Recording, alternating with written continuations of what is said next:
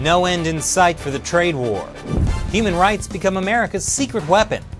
And China makes threats to, well, everyone. That and more on this week's China Uncensored.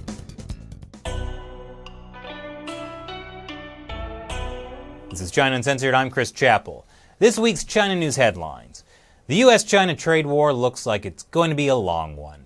Earlier this week, President Trump announced new tariffs on China, and the Chinese regime responded by devaluing its currency. So, the U.S. Treasury Department declared China a currency manipulator, which we all pretty much knew they were for years, but hey, now it's official. And then, the Chinese Communist Party responded by calling the currency manipulator label totally wrong. Which proves something I believed for a long time. The Communist Party honestly doesn't know what wrong means. It explains so much. Chinese companies have also been ordered to stop buying U.S. agricultural products. According to a trade advocacy group, Trump's tariffs have cost U.S. businesses $3.4 billion. But according to U.S. Treasury data, over the past 12 months, the U.S. government has collected $63 billion in tariffs. About half of that is due to the increased tariffs on Chinese goods. Meanwhile, a lot of Chinese companies are struggling. They've resorted to issuing more than $200 billion in IOUs. Wait, where have I seen that before? What is this? What is this? Where's all the money? That's as good as money, sir. Those are IOUs. Brilliant. The Trump administration is going nuclear on human rights. This week, Secretary of State Mike Pompeo said China is home to one of the worst human rights crises of our time. It is truly the stain of the century. And here I thought my roommate's old couch had the stain of the century. Vice President Mike Pence said the U.S. is also considering punishing Chinese officials for human rights abuses. Vice President Mike Pence has signaled that the Trump administration is open to using the Global Magnitsky Act to sanction top officials in Xinjiang, China. The Global Magnitsky Act is basically targeted sanctions.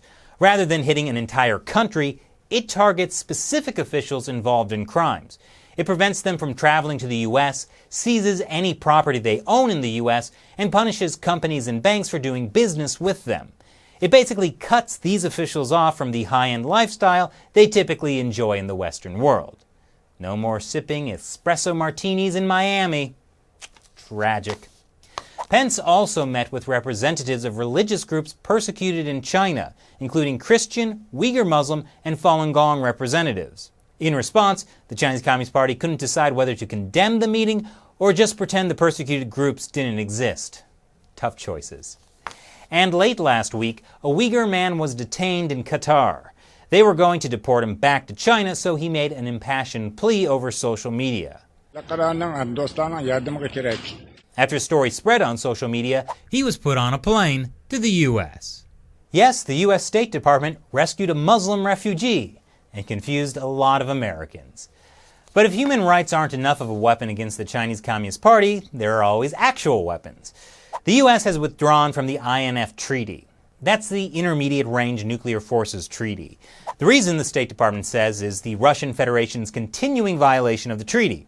Another reason is China. According to the treaty, the U.S. couldn't flight test or possess intermediate-range ground-launched missiles. China never signed on to the INF Treaty. And guess what China has been building? Now that the U.S. is out of the INF Treaty, Secretary of Defense Mark Esper has said the U.S. plans to deploy non-nuclear INF-range missiles in Asia sooner rather than later. The Chinese Communist Party is not pleased, and has warned it will not stand idly by. Which is fantastic.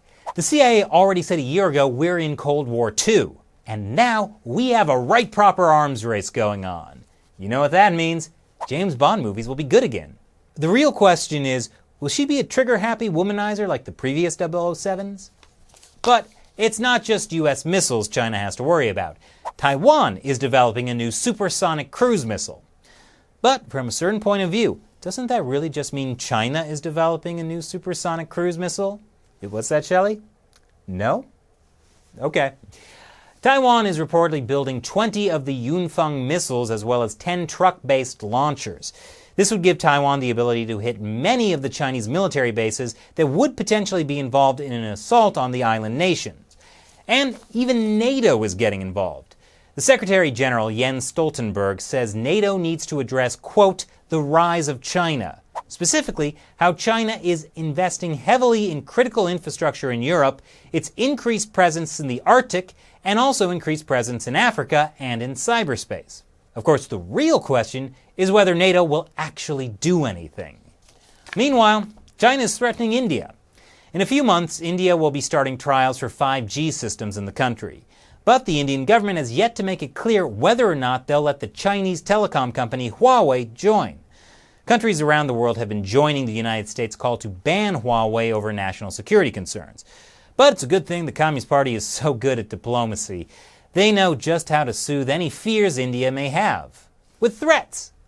Chinese officials told the Indian ambassador in Beijing that there could be reverse sanctions on Indian firms engaged in business in China should India block Huawei. In other words, if India bans Huawei, China will make Indian private businesses operating in China suffer. Hopefully, those private companies will then pressure the Indian government to put their short-term profits ahead of national security. So, clearly, things aren't going well for China. And now, New Zealand is even getting upset. The Chinese consulate in Auckland praised a group of Chinese students at a New Zealand university for a demonstration of spontaneous patriotism. See, students had put up a Lenin wall at the University of Auckland to support Hong Kong protesters. Of course, the Chinese consulate wasn't referring to the people who put up the Lenin wall as patriots. It was these guys who were the patriots. Hong Kong is different from China. Hong Kong is a part of China. If you don't different. like China, get out of China, okay? Hong Kong is a part of China. Hey. Okay, Hong Kong is part of China. Hey. I told you that because you are not human. You're a stupid pig. Stop fighting! Break off! Break off! You break off! Security! What?